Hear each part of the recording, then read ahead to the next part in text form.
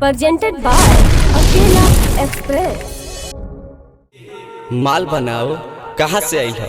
गोपालगंज से। ठीक बा।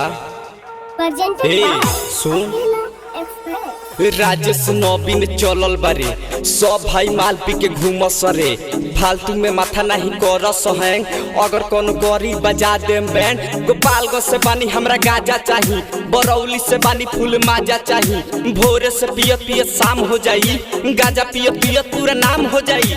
थकल थकल लौंडा सब 1200 संग गाँव के सारा लोग हमरा से दंग। गैंग अपन सबसे बड़का बाटे, गोपालगंज जिला घर बा तो डर का बाटे। गैंग जब हमनी के जूटे निशान, अच्छा अच्छा लफुआ के कूटे निशान।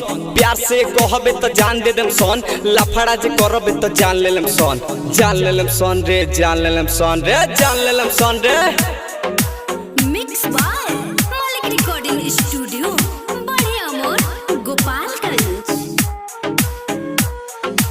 म्यूजिक बाय असलम बाबू, अयान बाबू, मारनपुर।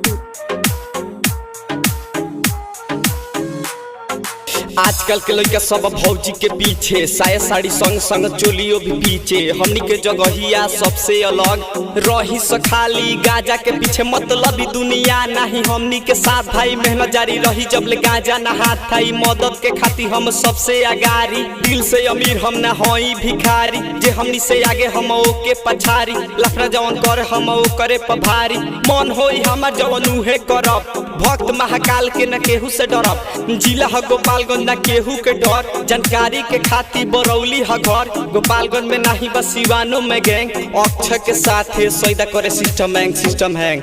गोपालगंज के लइका बजा दी ही बैंड रे।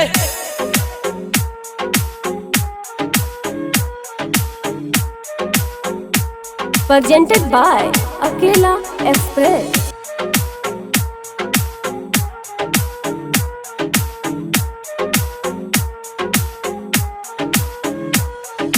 आपन गैंग बाटे सबका से हटके, थोड़ा सा भी लफड़ा पर मारे पटक के। चलिए ते हटके, रहिए ते बच के, रहिए ते बच के बेटा, रहिए ते बच के। पैसा कौड़ी के ते चिंता मत ले, पैसा अगर चाही ते अंशु से ले।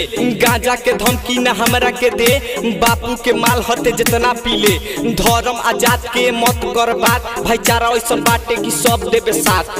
बम बम कैलाश बानी खेलत हम ताश बानी, पैसा मांगे खातिर तोरा दूर बना जात बानी। गांजा पियो ऐसन, गाजा पियो ऐसन, ते गालवा बाबा जैसन रे।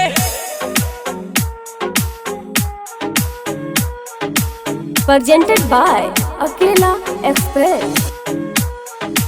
म्यूजिक बाय असलम बाबू, अयान बाबू, मारनपुर।